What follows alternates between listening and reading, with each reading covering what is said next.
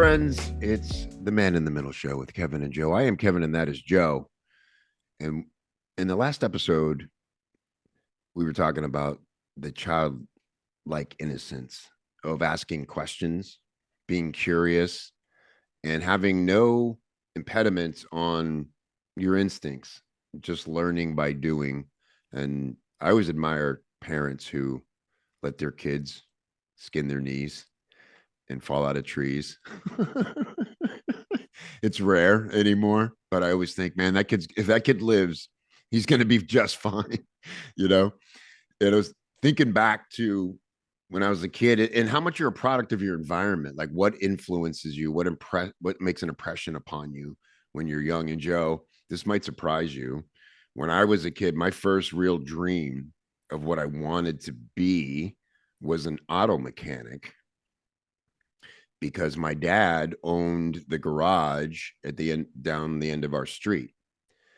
And but we moved away from that, was in Lowell, Massachusetts, and then we moved to Florida when I was like 9. And then we went back when I was like 12 to visit. And the guy he was partnered with still owned the garage, and he'd begun drag racing. And I just thought, this is the coolest thing I've ever experienced. Getting in the he actually let me ride in the car that was on the trailer to the racetrack, which was very illegal, but whatever. Massachusetts in the 80s. And I was in the pit, and I was just like really awestruck. And I said, I this is what I want. This is the environment I want for my whole life.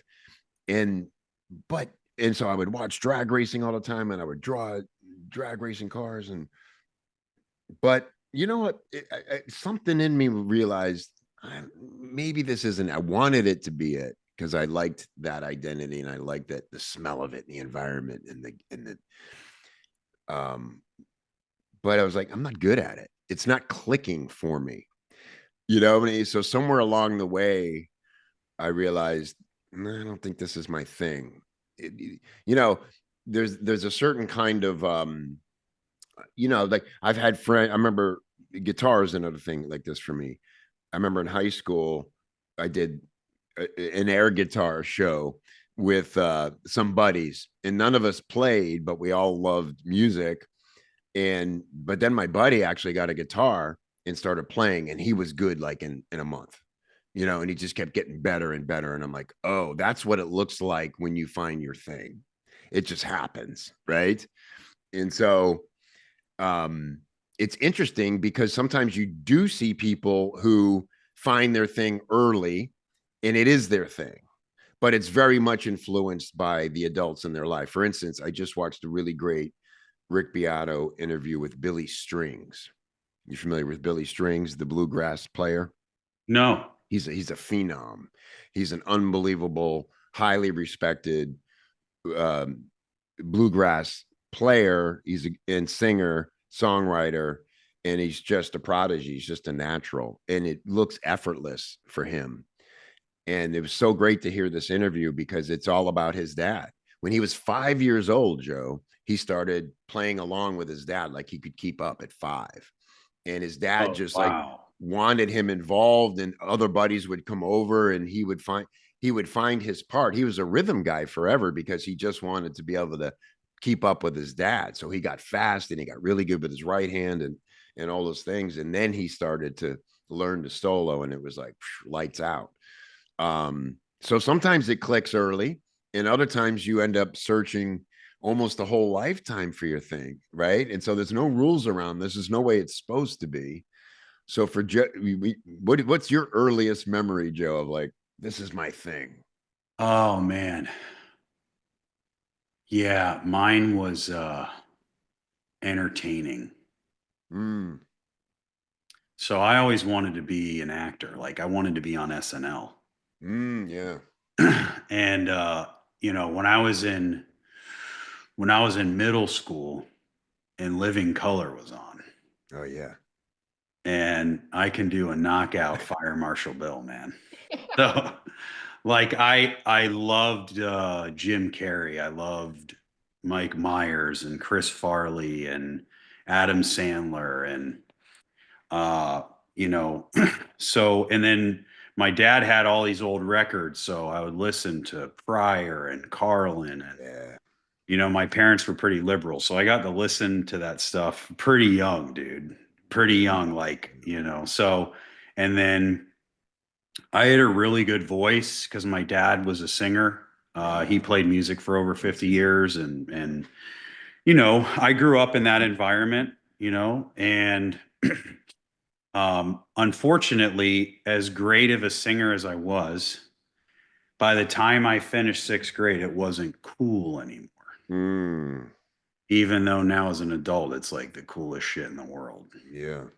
So I gave up on that because of what I thought other people were thinking of me. Mm, So so yeah, I mean, I definitely am somebody that I'm super extroverted and talk to anybody, always entertaining. But what I found is that way of being has served me tremendously in leading teams because there's no 8-year-old that's like, I want to grow up to be a COO. Like no one's. I want to run organizational leadership and facilitate leadership programs, and yeah. I want to scale teams in the online business world. Like, there's no one's saying that. So I think the cool thing is though is seeing how those skills and abilities translate into the ability to connect with people and create a fun environment and lead people in a way that is utilizing my gifts that I have. And then, just my opinion, my personal opinion is that uh, based on how things have gone with SNL and their whole political jargon and stuff, like I wouldn't even want to be on that show today.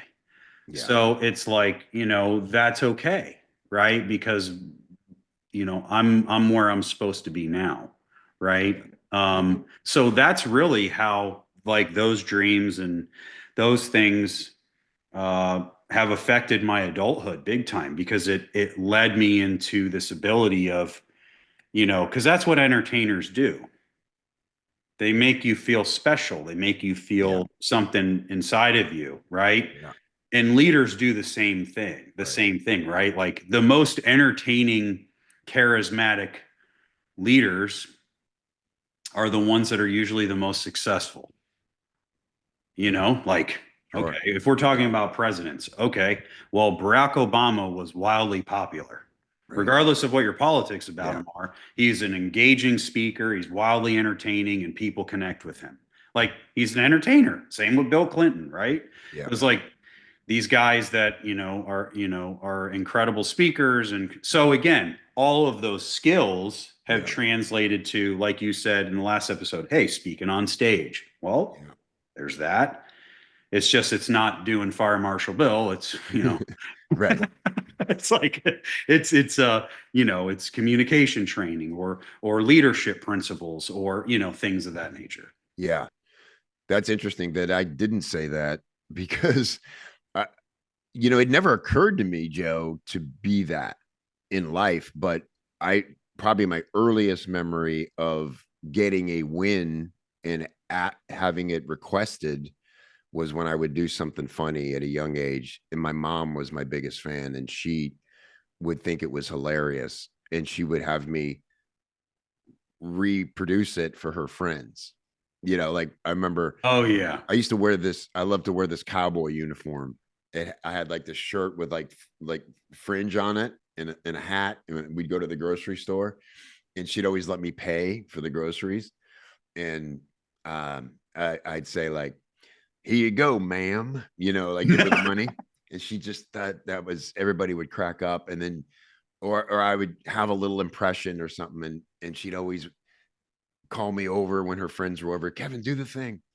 And that I know that's why I ended up becoming a comedian, but it didn't occur to me at that age, like, oh, this means be a comedian. Like Billy Crystal tells those stories, or um, Albert Brooks has these incredible stories of making Carl Reiner double over with laughter at, like, Oh yeah. as Oh a dude. Yeah. teenager, and those guys again found it early and never stopped. Um, but what you're saying about those skills, again, it's like we were saying this in the last episode. Don't fight it. It doesn't matter where it leads. Nurture it enough to have it become part of you, because you and I both now are in leadership and lead communities and lead teams and all these things. In every one of those instincts we developed as young people, just wanting to get a laugh. I just wanted to have any reaction from a girl as a gangly, awkward, insecure teen, and it's the only time I had their attention is when I was being funny. Oh And man, you can make a girl laugh. You're in there like swim. uh well, that's what they say, but then you actually have to have some game. So it's a great way in, but then you quickly get friend zoned when you don't have game. But so yeah, it's interesting. And then, like, along the way, I wonder. I think of a guy like Billy Strings. Like, I bet he has other interests that people wouldn't imagine or expect. People that do find their thing early and pursue it their whole lives also must become really interesting people, because they've got that sort of down, and it is a job at some point. I mean, I was surprised to hear him say in the interview the worst part about having a heavy touring schedule is he never has time to practice. Right, which is like, you think the last thing he wants to do is play more, and that's his biggest complaint, and that's common among master musicians. It's like, I'm so tired of hearing myself play that same damn lick again, and I'm defaulting, I'm getting lazy because I have no choice but to hit the moment. And they want to expand and they want to push. And so again, it's just the magic of finding your thing, and you don't know what it's going to be or where it's going to lead, but you have to start tinkering. Yeah, and I always liked the fact too that we met and you were a stand-up comedian for a decade, Yeah. right? Because it's Yeah. like, oh, well, that makes total sense. Then, of course, why we hit it off. But then when you were just sharing, what surfaced for me was like, well, now we're doing this. And all of those skills that like we're just talking about, it lends itself to being able to do this proficiently, very naturally. Right. Right. So all of those kind of childhood dreams that I had, well, maybe it doesn't match exactly what I had in mind, but I have these creative outlets for me to be able to scratch that itch, which is that purpose of me being here, and Yeah. to be able to contribute, to be able to Right. put something out there, right? Because again, if no one finds this enlightening or inspirational or entertaining, then they're not going to keep listening. Like, Right. we don't. So again, like there's also that aspect of it. And it was funny you said that. Like my sixth grade course teacher, to just kind of keep me at bay. Like if I was well behaved, she would let me do the fire marshal bill thing in front of the class.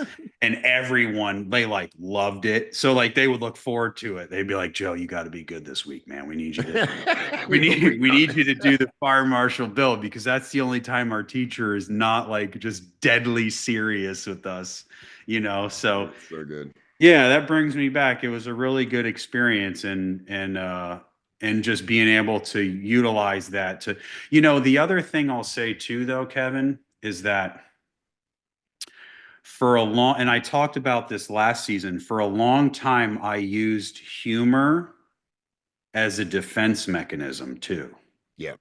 of not totally feeling everything, Right. or making light of something that was very serious and not letting it penetrate everything, so it was like I Yeah. had to kind of navigate that Yeah. stuff and understand it in a healthy way. Yeah. For sure. For me, being a comedian and never achieving success to the point of where people would pay to see me. I was always just another guy on the show. That was sort of result of my limiting belief at the time and those things. But now I get to have an audience of people who did pay to be with me. And I never take for granted. I don't like webinars. I like meetings and I want to see everybody. And to me, it's a crowd. But they're not expecting humor. I'm not trying to be funny, but I also don't hold back if something comes up. And I love the fact that I can call on people and talk to people and without ruining the audience or the show aspect of it. Right. It's very intuitive, but it reminds me, I know I'm giving a performance and I'm conscious of, am I keeping this interesting? Am I going down rabbit holes, which I still do too often, but you know, something about developing that instinct to lead and read the room and react. People can really feel the difference between when you're talking to them or you're talking at them. Isn't that the truth? That's a big factor, right? Joe, I'm very glad. I think fate stepped in. I don't know, given your history, that you would have lived through being on SNL. You may have been the third Belushi Farley. Oh, dude.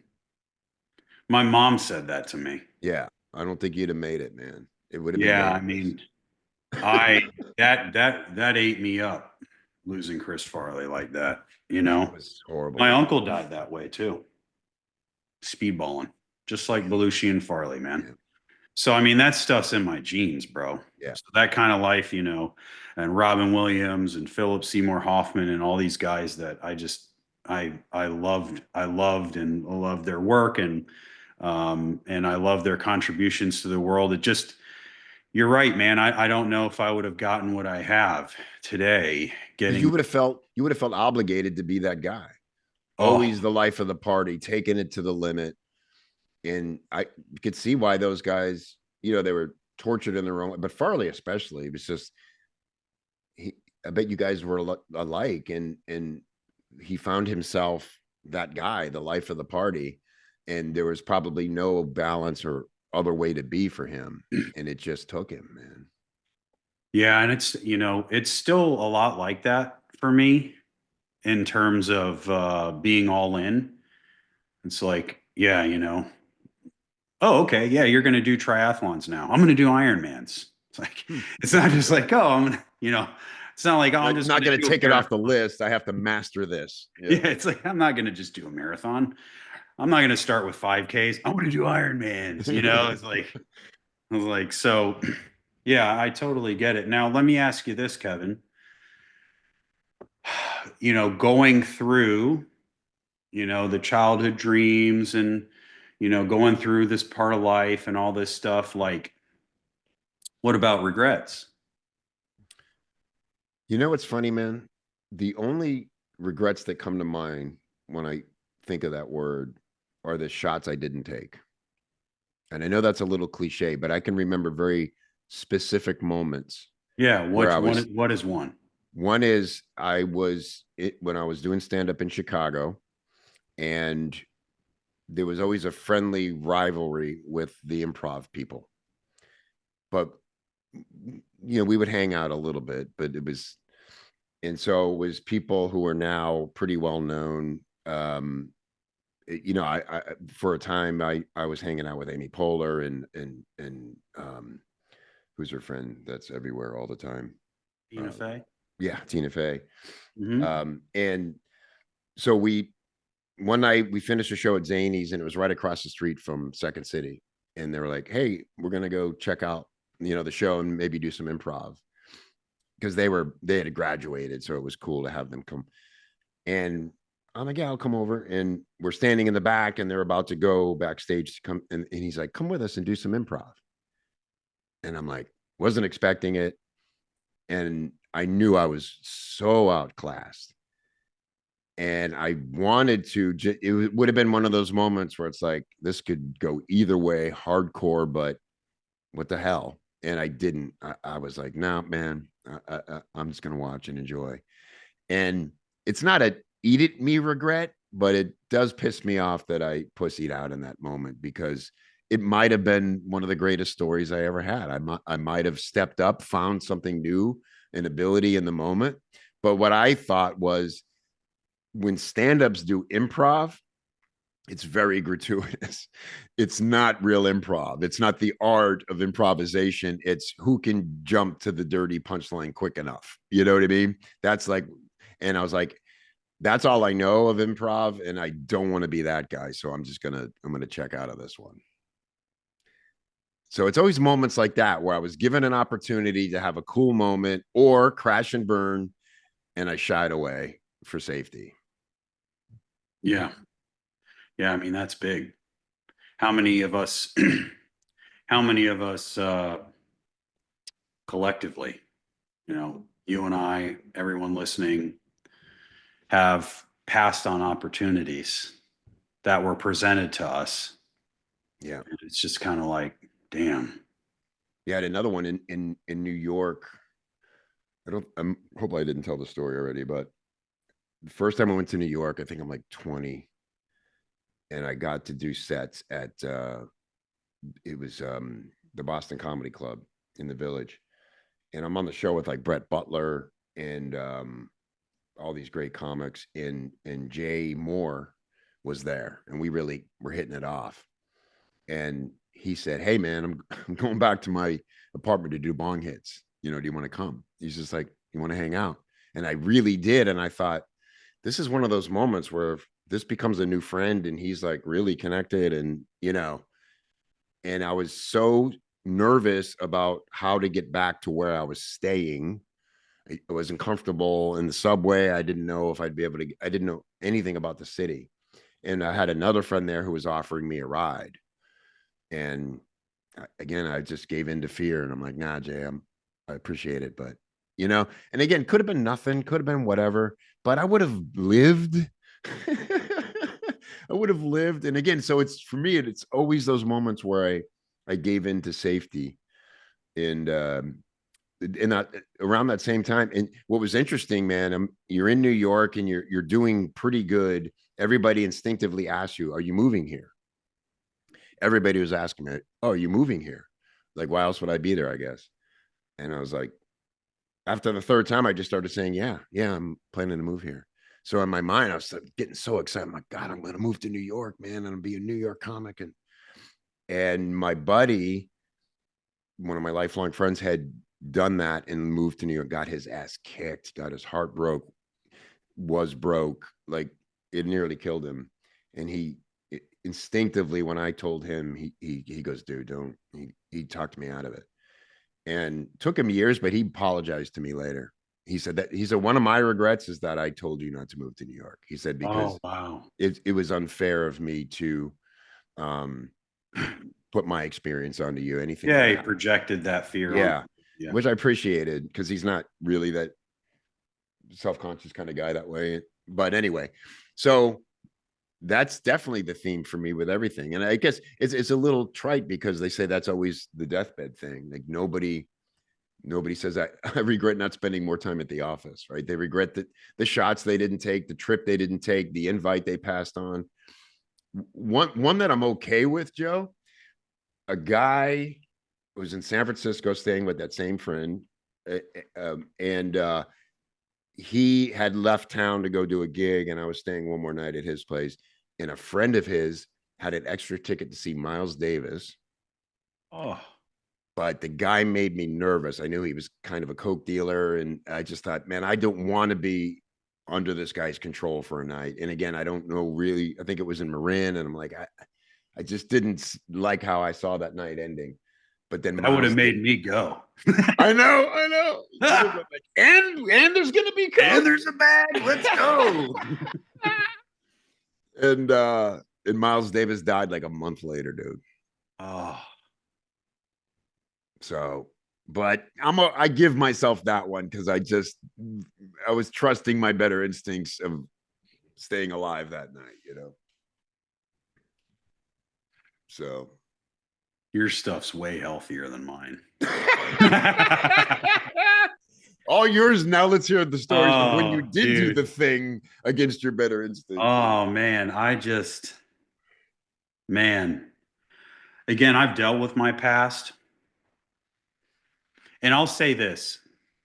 One of my big things that I believe in is kind of the foundational teaching of Socrates was that no long-term harm can come to any man so long as his integrity is intact, because real personal catastrophe happens in deterioration of the soul. Mm, And that's why we should pity the perpetrator of the injustice, not the victim. right. And so with a lot of people that I've come in contact over the years with what they deal with, most people are the victims, and they have to overcome the victim mentality and take responsibility and move forward. And mine was very different because the majority of my regrets, I was the perpetrator of the things that Mm, committing those injustices that sometimes are horrific and pure terror for people that were in my life. So, working through that was definitely was a lot of growth. I would say on a lighter note, in terms of the topic that we're speaking about today, that used to really eat my lunch, that I was just so sick in my addiction that I never pursued anything mm, of those dreams that I had prior to all of those things happening, right? yeah. So it's only been in these last 16 years that since I got sober, where I've really put an emphasis on living out those gifts and abilities that in my life, to where it removes a lot of that feeling of regret, right? Uh, but I often say one of the biggest mistakes I ever made in my whole life was my biggest blessing in my life. And that was having my son. Like, I had no business, like, at that point in my life. Like, so something that could be highly regrettable Yeah. if I had continued on that path ended up being the biggest blessing in my life. So again, I understand the paradoxical kind of meaning of all of those things, right? Um, the other thing that I would say is that, when it comes to regrets, I think a lot of times there's this thinking of like, you didn't push hard enough if you didn't have any regrets in your life. Mm, mhm. Kind of this thinking, Mantra, and kind of. Yeah. yeah, and I'm just like, well, like, I don't know. I don't know about all that. I guess I can kind of see that for somebody that's maybe playing half-assed. Yeah. And that may be something that will, push them to go to the next level. But that's never really been the case for me. But all of those all of those mistakes, that I made, right? So all of that stuff is wildly important. And the reason is because, like, it's specifically based off of all of the things that I've learned from Jungian theory and Jungian analysis. Because again, Jung believed that the best way for us to deal with the darkness of others is to deal with the darkness of ourselves, right? So by me working on all of those things that I had regret, like those dark crevices of like my behavior, and totally just deteriorating my soul, has Hmm. now like fully set me up to be able to sit with people that, like, they're just beating themselves up for like this thing, and I'm like, oh, that's not that bad. Like, and it's like, Yeah. so it's so interesting how all of those past mistakes, all of those things are what helped me live a better life now, period. Yeah. Because Right. again, I have the whole entire experience of having a lot of regrets, like Yeah. not some, like a lot, right? But the reality is that if you get right with yourself, you get right with God, right? And also you look back and you say, I did the best that I could in that moment of where I was at. Yeah. Right. So it's like, then you get into a place where you're regretting nothing Yeah. because you're so focused on being here and now. Yeah. Right. Made me who I am now. And that's all I can control. Is also the program. I know restitution and making amends is such a big part of it. And it's Yeah. just got to be the most harrowing part of it, but also so healing. Was was that instrumental in you getting through that, or did Oh, you? absolutely. Yeah. That's all of it. Yeah. That's mending. To put back to be whole. Yeah. That's the definition, right? So it's like, yeah, then if like you really believe in all of that and you've done that work, then again, like you're not going to feel any regret because you've done the work to make it whole, Yeah. right? Now, the other people, right, in your life may be like not feeling like that. I'm not responsible Yeah. for how they feel, their Right. reaction, what happened, all that stuff. There's still people to this day that hate me, Yeah. and that's they have every right to. Like, Yeah. I'm not I'm not here to, you know what I mean, judge them for how they feel about what I did to them, Yeah. you know. But what I will say is now it's more so I focus on like the day to day, right? And it's more of like the micro regrets. And it's Mm. like, hey, you know what? I wish I wouldn't have gone down that little scroll doom hole I went to, where I Mm. wasted 90 minutes Yeah. on scrolling through freaking TikToks or reels or whatever. Yeah. Right. So those little things where it's kind of like time wasters, Yeah. those are like today, those are the little micro regrets that I'll look back, but I make adjustments quicker. I'm like, okay, well, Yeah. just that I haven't had the app on my phone for years because like Yeah. I just don't do Right. that. You Kind of like know? we were talking about last week, where it prepares you for other things. We were talking about the opposite a bit, where it's like be the new guy, learn that you'll adjust and you'll be able to take on so many more things now because you've been through the hardest part of trying to amend and make amends for some really bad choices. It's like, okay, for one, in comparison, these are tiny problems, but for you where you're at now in this high achiever state of being, and you're very serious about how you spend your energy, it feels the same, but you can correct it so much quicker because you've done it on a mass scale in other ways.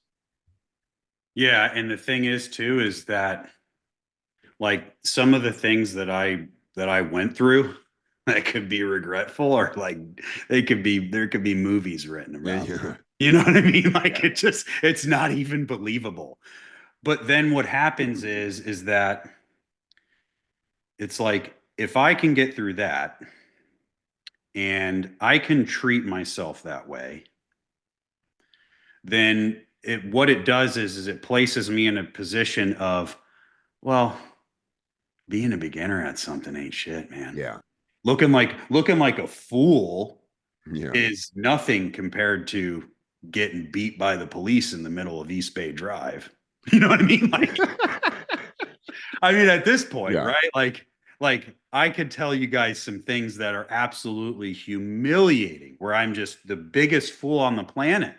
yeah, And not only that, the negative self-talk that associates with that type of behavior that's repeated for 13 years. mm, Okay. yeah. So nothing that anybody says to me or judges me on in my whole life for the rest of my life can Yeah, ever be compared to that shit. yeah, So I'm like, I'm good. right, You can think whatever you want to think about me yeah, because I guarantee whatever you think about me pales in comparison to what I've thought about myself.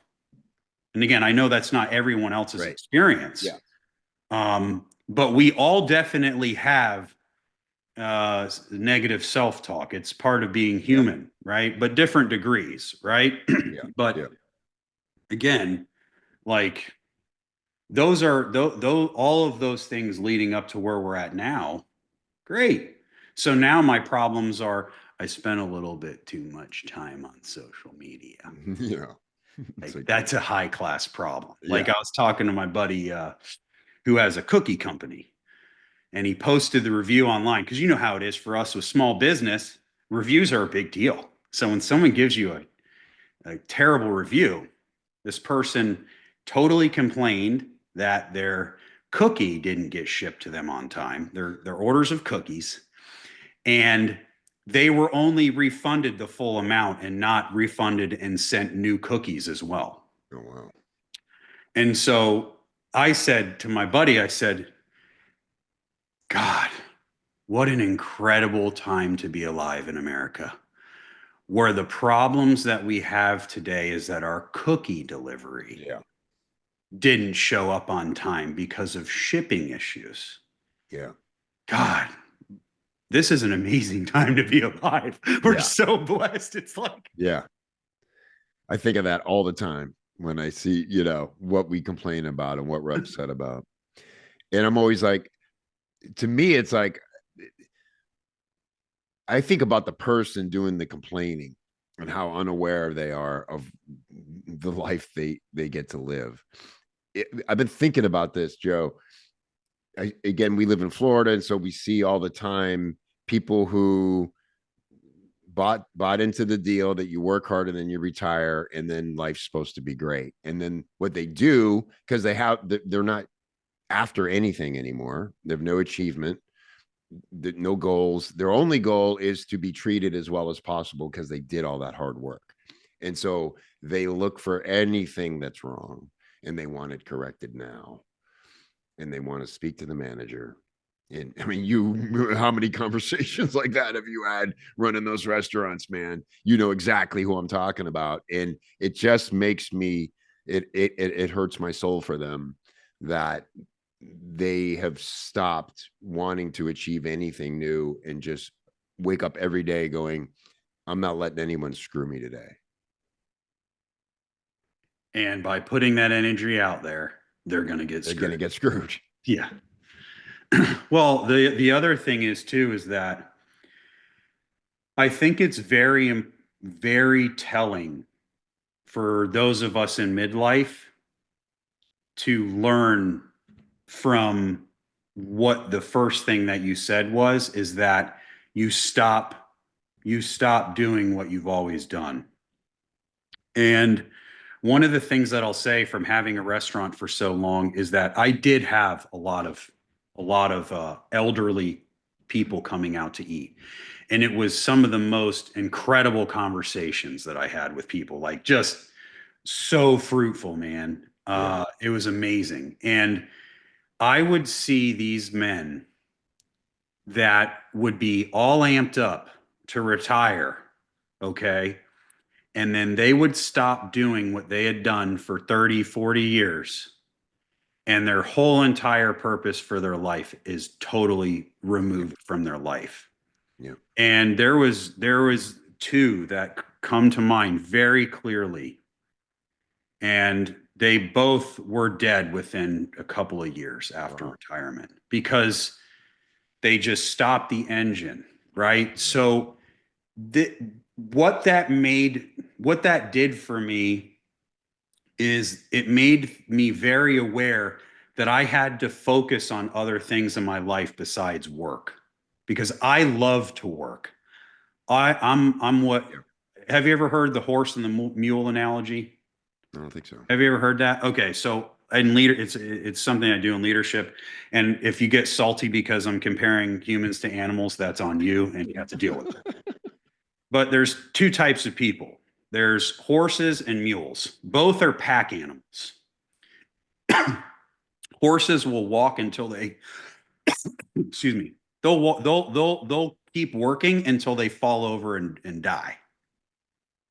And then mules, they will work until they are tired and they'll stop. And you cannot make them move. They are immovable. Okay. So I'm a horse. So I have to self-regulate or else I'll just, so those experiences with those men, was wildly um important to me to see that because then I knew I need to focus on other things besides this for my own health, for my own well-being. Yeah. So if you're somebody out there right now that's just crushing work, I'm happy for you. If you don't find something attached to your childhood dreams or your gifts or all these other things that lights you up in another way, get ready for a crash and burn when that's taken from you. And you need Yeah. to start preparing for that now in midlife, Yeah. not before it's too late. Because the Yeah. other thing that happened is there was a lot of those men that immediately were out of work for 6 months. And then it's like, I got to get back to work. And then their Yeah. wives are like, you need to get back to work. You are miserable to be around. Right. Yeah. Yeah. And then other guys, the ones that were the healthiest and happiest, had a plan to do things that they wanted to do, whether it was Mm. golf or tennis Sailing or or something. working out Yeah. or getting more involved in their church or doing volunteer work. They still were fulfilling some sort of purpose and contribution to Yeah. themselves and society somehow. They weren't just like this whole idea of I'm just going to sit around by the pool and do Right. drink mai tais all day is a false view of reality. Yes. Yeah. It's interesting being Gen X because we're the sandwich generation, right? And we have aging parents at home and we have kids who aren't able to leave the home. And nobody's thinking about retirement in Gen X for the most part. That whole old deal is done that you do 30 years and you're on pension and who knows about Social Security, any of that stuff. So we're just going to everybody's pretty much given into the idea that we're going to be working forever. And I wonder how that's affecting the decisions we make about our careers. Um, I'd love to see studies on that. I don't know the answer, but I'm sure it's really there's a that's part of the reason probably that we saw so many people changing careers or just quitting, the mass quittings after COVID, because everybody had a chance to sit and look at like, oh, I stopping long enough to see what the future is going to look like. And I need to make some changes now while I still can. Right. So I think that's kind of healthy in a way, but we're figuring out what this is going to look like in real time for our financial futures as people in Gen X and probably the same for millennials. And this is kind of a whole nother discussion. Maybe we'll get into this next week, right? With career change and things like that. But um, yeah, I love the theme of these two episodes of contemplate, take measure, and look for options. And the way to feel empowered to do that is with little things. Be the new person, make corrections, even if you have to go back to make corrections. Consider the regrets you have, categorize them, even if they seem small, they're meaningful to you. They're revealing about your instincts and in your psyche. And just take inventory of those things and allow them. This is why we need to get off the screens more often, to sit and just ponder and say, who am I and what is this about? Joe, in my situation, um, I was going through so much. I finally got to a point where it occurred to me, this is God, the universe, my life saying it's time to learn some stuff. We're kicking over your anthill. And I finally when I found peace is when I got to the point where like, my only goal is to understand what lessons I'm being asked to learn right now. And I have to trust that it's going to be okay. Whatever it is, it may look completely different, but I don't know what it is. I couldn't know what it is. And when I allowed for that and stopped trying to control it, I got excited for what it might be. And again, we've talked about this, how unnatural it is to not have a guide, to not have a playbook, to not have a course we can take. and just let go and give in to giving ourselves the space in our minds to see the signs for what the next conversation, the next topic can be, where we can, as we were saying, bring our skills, bring our experience, bring the things from childhood, from adulthood, all the things we've worked hard to develop about our beings, not just external circumstances that we've been able to manipulate, and know that we'll be prepared for whatever it is. And it may be very simple, it may be very big. We don't know, but we're going to be ready. Dude, that's so good. It reminds me of that Hollis quote where he's kind of talking about the importance of confronting and understanding our emotions, and the process of that like can transform all of the feelings of like regret into opportunities for growth. And he says it takes courage to face one's emotional states directly into dialogue with them, Mm, but therein lies the key to personal integrity. mm, And I think what you just shared is definitely something that people should heed as a warning, but also as practical experience that you can apply to your life, that says, you know what, I'm going to look at this, I'm going to sit with this. I'm not going to try and change the way that I feel and avoid or sweep under the rug. And I'm going to see how I can learn from this in order for it to change me into who it is that I'm supposed to become. And then I'm able to become my fullest self as a result of that. Because I'm then like in that flow of life, like you're saying, like I'm fully experiencing my natural humanity, right? And it's like, yeah. I'm not trying to block it. I'm not trying to suppress it. I'm not trying to change it. I'm not trying to be anything else other than what I am, right? Through Yeah. self awareness and personal development. So that way I can construct and become who it is that I'm supposed to become, period. That's it. And then as a result of that, like I get to be around you more, and that's fantastic. And that's healthy. Yeah. And then, your kids and, your friends and your coworkers and all those people that are around you that got to witness that and then be a part of that and see that, and I think a lot about that. Like, our kids are always watching how we handle things of this nature. And like, what a wild and amazing display of handling hard things in a healthy way. And so it's like, great, awesome. So then it's like, what are the things for you guys that are listening that are those opportunities that get presented to where you can practically apply, what Kevin's done? Like, because that's how I think about it. Because then for me, what that does being around you reinforces the beliefs of how I live my life to continue doing that as well. And it inspires me that the next time that happens with me, not if, but when, right, of something with magnitude Yeah. occurs, that like I know that I've done it before. I have people in my life that handle it that way, that are supportive, and I can do that as well. And that's the key. Yeah. Because if you are alone Yeah. with your own thoughts, own feelings, own actions, all that stuff, and you're not around others that are managing things in a healthy way, you don't really have any context to be able to Exactly. apply. That's a huge point. Huge point. You have to hear yourself say it. You have to see people's reaction. You have to seek counsel from people you trust and are speaking from scars, not wounds.